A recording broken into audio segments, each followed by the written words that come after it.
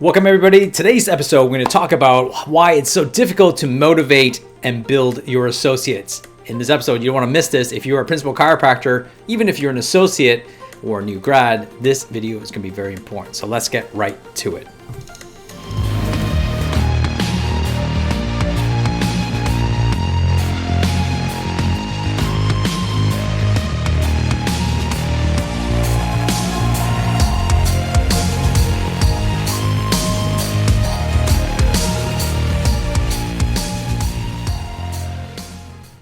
Hey everybody, I'm Lawrence Tam, your chiro coach. Now today we're going to be talking about associates and being a principal and why it's so difficult to build and grow and your associates practice and how to motivate them. Obviously, as you can tell from the title of this particular episode, it's very difficult to motivate your associate, and here's why. Now, the key element is that the intention of a chiropractor or a principal chiropractor, if you are one of those, you hire an associate for a couple of reasons. Number one, you hire them because you want to really help build up the profession and you want to give them a clear path to be able to help them, build up their career. Number two is you want to build your own practice to allow them to come in and actually have some help so you can take some time off and have some holiday and have a bit more freedom. The challenge, of course, is that you have all this great intention to mentor this associate. You want to make sure you motivate the associate. You want to help them build their practice. And although the intention is amazing and although the intention is is really good, the problem is that oftentimes you get frustrated. And the biggest frustration that you tend to have, and I've been a principal having associate, the biggest frustration I did have is that they don't build, they don't motivate themselves, or they can't grow as quickly as you did. And so therefore you compare yourself to what they're doing and you wonder, why are they not succeeding? And there's the challenge, there's the rub. So one of the key elements, what you should do actually, number one, is that you should send them here to lawrencetam.com/academy. You should be there too as well to learn a couple of key elements of what they should be learning and how to motivate. Just a little self-plug. But this is a free program that I'm actually running. We already done 2 sessions and we're continuing over the next 10 weeks. So if you know any new grads, associates, or students, or yourself, go to lawrencetam.com/academy. It's absolutely free, and I'm doing this to help help associates kind of grow their practice. But besides that, the element is this.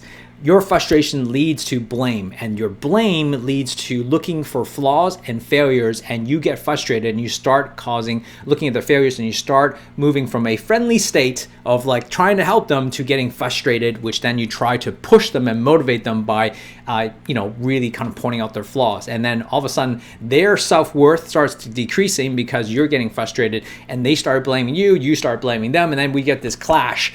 I'm sure you've been through those situations if you're an associate, which I have been, and I've been a principal, and I have been, and that clash really creates havoc in terms of culture. That's what we want to try to avoid at all costs. The problem with that, of course, is that most of the time we think it's maybe the associate's problem, and sometimes it is, and maybe we think it's the principal's problem. Maybe I'm not motivating enough, or I'm not providing the right skill set. That it's also true at the same time. But I think I want you to give you some context to kind of think about it. It's actually a multifaceted problem, and you can't just solve it just by one little thing. There's not one, and obviously we're dealing with human beings here from the associate point of view and the principal's point of view. So we got to put everything what I say into context that human beings are obviously going to adapt very, very differently. So for what it's worth, let me kind of talk you through some key principles to kind of help you navigate through this. Now, if you're watching this live, I'd love for you to comment below and see if this relates to you. If this does relate to you, let me know. If you have any questions, please comment, and I'll try to answer this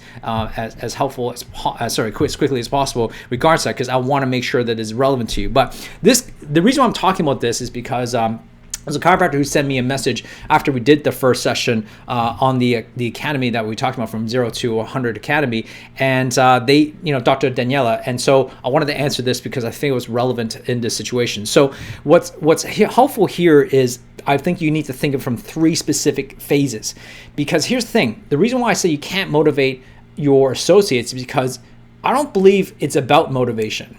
Because really, if we're in a position as a principal chiropractor that we need to motivate our associates, we've done one thing wrong. And the one thing wrong is that it's not because we didn't motivate them. The one thing that we did wrong was we hired wrong. And so let me explain this to you. So here's the thing. A couple elements that we need to think from 3 process. And the first process that we got to think from, if we're going to make a decision here, my pen's not working, of course. We got to think about it from 3 positions. And let me come back to this for a second. Number 1, it's the hiring. And what I mean by hiring is that you got to remember that if you don't hire properly, if you get the wrong person coming in the first place, then your job becomes 10 times harder. Because if you don't have the right associate, then all of a sudden you are actually in a very big position to really try to train and teach and motivate and push, and you then become a parent. And I mean, as a parent, as all parents know, if you have kids, it's a difficult job. I'm not saying associate, you're like little children, but if you're a wrong associate, you become little children. And that's the problem, is because not only do I need to train you a whole bunch of other stuff, but then all of a sudden I need to babysit you. And this is no offense to associates out there, but you got to remember, this is on both offenses, from both sides, is that being an associate, we're professionals and we're adults. We're not children, so which means that you need to act as, how do I become a professional? What are some of the things I need to become a professional? So therefore, as a doctor, principal, hiring an associate, you also need to hire the right person for your team. And obviously every team is different, so I can't speak to what specific you need, but I will kind of come down to 3 specific things that I think your team needs. Number 1 is that the hiring process. So what I mean by that, number 1, you got to have this right selection. So that's the first thing. The second thing, which we'll come back to, is the right environment. You need to have the right environment for the associate in order for them to thrive. And thirdly, here is that you need to have the right mentorship. Okay, so we're going to talk about those 3 phases specifically on how to do that properly. So let's talk about the very first one. The first one is selection. In terms of selection, what we got to do here is that what we have to really kind of create here is, number 1, is that it has to be a cultural fit. Let's face it. If your chiropractor that you're trying to hire an associate is not a cultural fit, and in terms of talking about personality and characteristic, does not fit your culture in terms of how they think about the philosophy of chiropractic, or how they think in general, or they're not, if you have a very driven practice in terms of passion and serving the community, and they don't actually have any care about that, they're a wrong culture fit. My interview ends there. I don't care if they're the smartest person in the world. I don't care if they're the best adjuster in the world. If they're not a cultural fit for me, they're not entering my team. That's the number 1 criteria for me. So it's really important for you to think about what are the cultural fits for your practice, because if they're not a cultural fit, it'll kill your team long term. So that's number 1. Number 2 is that you need to have proof. And what kind of proof am I looking for? I'm looking for proof that they can demonstrate assets. And what I mean by that is that I need demonstration and proof in their past history, somewhere in their past, that they have the proof to show me that they have the skills, or demonstrate some sort of assets or skills that they say they have. Now, I understand from new grads, you might think, well, I'm a student, I'm a new grad, I don't have certain skill sets. I'm not talking about skill sets from an adjusting perspective. We'll get to that in a second. I'm talking about skill sets I'm looking for assets like drive. Do you have the hunger to want to grow? Or are you going to expect me as the principal to feed it to you? Now, the problem is with principal chiropractors, we tend to want to help our associates too much, and by feeding them, which means we're giving them everything, we're not expecting them to earn it, and which we'll come back in a second. So therefore, I'm looking for drive, I'm looking for passion, I'm looking for purpose. Now, obviously, it's very hard for new graduates or students to demonstrate that because they actually haven't done much in their life and to experience to be able to show that. However, character matters, so which means that you need to show me and demonstrate from proof from your stories and your experience in your life. I don't care if it's in high school, that you've shown me that you have the hunger, desire. Show me some aspect in your life that you have demonstrated that you have the hunger to go for it, to actually finish it strong, to want it bad enough when you want something to go after it. It doesn't have to be in chiropractic, but you have to show me some sort of character in that. So what I'm looking for is certain assets that I want in an associate. Then I need proof of that, which means you need to demonstrate through the interview process. So hope that makes sense. Number 3, then I look for skill sets, right? Minimum skill sets, which sets the standards of what I need from them. So obviously, you're going to have to be a pretty good adjuster, right? Now, you don't have to be you don't have to be the greatest adjuster in the world, but you better be damn good enough to be able to reach the standard I'm trying to expect. So what I mean by that, every minimum standard is different. There's going to have to be certain standards of what I'm expecting. So What I mean by that, that's a selection process. So from a principal perspective, you got to make sure, and this is the same way I hire CAs, is the same thing. Are they a culture fit? Do they have proof of asset? And number three is, do they actually have the minimum skill sets that I need? If you're going to have a CA work on computers, they better have some sort of minimum skill set on a computer. If they don't, it's going to be a problem for you. So this is why the selection process is such a key element here, is because it stops you from having troubles and later on trying to motivate and grow them. It's way easier to grow and build and motivate someone if they're actually the right person for the job. So if you want to eliminate that pain later on, select the right people properly first. Okay, so that's number one. Let's go back to the second thing. Environment. We need to have the right environment. And what I mean by that is you need to kind of provide the right environment for them to be able to exist. And so therefore, in order for us to create the environment, we have to do three things right. Number one is, I believe, is that you need to kind of create an environment where it's safe to fail. It's so important that someone has the safety to be able to have the security to know that they can fail without being yelled at. They got to be able to, because remember, we already have selected the great associate already. You got to make sure you have a culture where they feel okay to make mistakes. I try to create my team in whatever job that I had, even and now, that they are okay to fail. Even if they make the biggest mistakes, my staff has made the biggest mistakes, have cost me money, it's okay. It's not the end of the world. But they need to feel okay to make those mistakes, that it's not going to be the end of the world. So it's really important. The second thing I think is also really important in terms of the environment is that they need to earn the right. So what I mean by that is they're not in a position, I don't want to create an environment where I'm a giver. Like I'm a giver in my environment, but I don't want them to feel like I'm going to feed them everything. This is what I meant by earlier. I want to be in a position where they're not just being fed, right? That they actually have to earn it. Because if they are the right people who have the hunger, then you're going to want it bad enough. They're going to go for it. So that's really important, that you got to set an environment that they have to earn the right to see new patients. I don't want to be creating an environment where I'm the one who's constantly feeding them new patients. What I really should expect, and this is what I tell to all of my associates, is that it's your responsibility to find those associates, and it's my responsibility, and any new patient that comes through you, to come to you, is an actual bonus. If you have that type of mindset, then that is going to help you grow and thrive forward. The third element here that I believe is really important here is that you create a win-win situation. And what I mean by win-win situation is this, is that it's a win-win for the associates and the principal. And what I mean by that is the win-win is this, is that the contract, the situation, the environment has to be a win-win. It just can't be one-sided, right? Just because you, the principal, think that it's a win for them because you're so great to mentorship or skill sets, or you think you're paying them well, see it from their point of view. See it from the associate point of view. Is it a win for them? Now, you got to remove your confirmation bias of yourself, and that's really important. You got to think from their perspective, is it a win for them, right? If you removed yourself, if you were them, do you think it will be a win, right? Removing the confirmation bias. So I think that's really important. So number three, I'm going to go through the third aspect, through the mentorship. Well, the mentorship, I think it comes down to three things as well. Number one is that you have to be in their shoes. And what I mean by that is that you have to learn how to think from their perspective when you're teaching them and mentoring them. And so what I mean by that is that most likely, if you're a principal with associates, you've been in practice for a while. And by being in practice for a while, you often forget what it took to be in that position, what it was like for you when it was then. So what I want you to think about is that I want you to teach versus preach.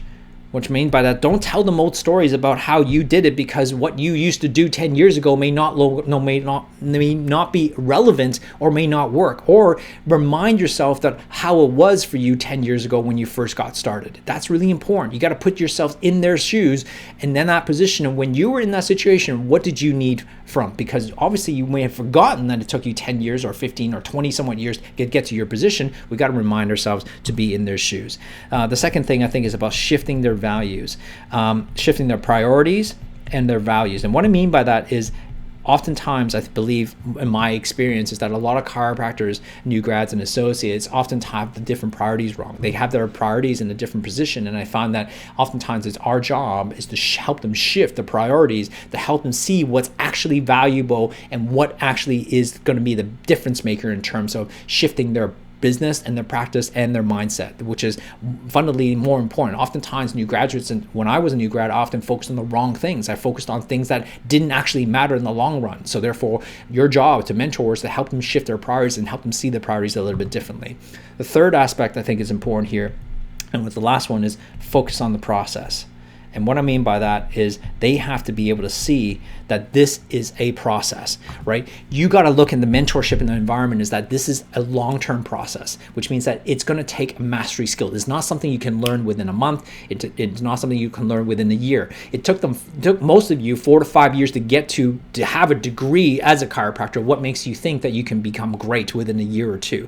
Like, the challenge of us is that we got to remind ourselves and remind our associates or new graduates or students that this path to becoming and having an excellent and sustainable career of success is that it's a mastery process. And a mastery process is working on the foundations and the fundamentals, not chasing tactics. If we're constantly chasing tactics, there are often times we get lost in the tactics and we forget about the fundamentals. What makes great chiropractors successful year in, year out, decades after decades, is because they are constantly working those little things on becoming great. That's what we got to focus on, and that's what we have to remind ourselves to get back to the foundational things and foundational work. So I hope this map helps you look at 3 specific things: the selection, the environment, and the mentorship, and what you need to do within each one to cultivate a culture and cultivate a great associateship position. I've made my failings, but I've also had my successes within associateships, and I've learned from them to help you, hopefully help you, guide you through that process. The other thing, of course, is that what you should do is send them to lawrencettam.com/academy. It's absolutely free to help teach them. I can teach them some of those skill sets, those communication skill sets that I believe is fundamentally more important. And so one of the things that you can do is obviously come to and join us as well, so you can learn how you can coach them through that process, and it's absolutely free. So that's something that you guys can consider doing. I hope this has been helpful. If it has been helpful, please share this link below with other people, share this video with other people, comment below and let me know what your thoughts are. I want to know if this was helpful for you as a principal or even as an associate. Does this help you become a better associate? Does this help you become a better principal and help you become a better practitioner and have a better business? My job is to help you build more profitable business and more freedom. And I'm Lawrence Tam, your chiro coach. It's all well and good to have a successful practice, but in the grand scheme of things, I want to make an impact. The biggest thing that it's enabled me to do is to develop better relationships with people. The reason I joined was because I was feeling a bit isolated in practice. Now I feel like I have a tribe. Lawrence definitely provides a really good insight from outside of my square. You really start to find your true identity. When you're part of a group that supports you, which is what I feel Nitro does, you get some quality results. I was caught up in the hustle side of chiropractic, so now having that freedom, still being just as busy and even more successful. I think that we all elevate and rise together. Really allows me to face my own fears and blockages.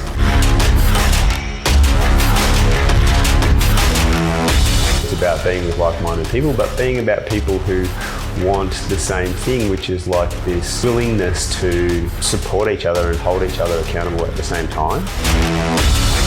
We went from seeing an average of 140, 150 people to seeing now 250 people. I do have the confidence to, have that voice and make those changes, and I definitely wouldn't have been able to do that without Nitro. It's not trying to create me to be something else. It's trying to create me to be the best version of me.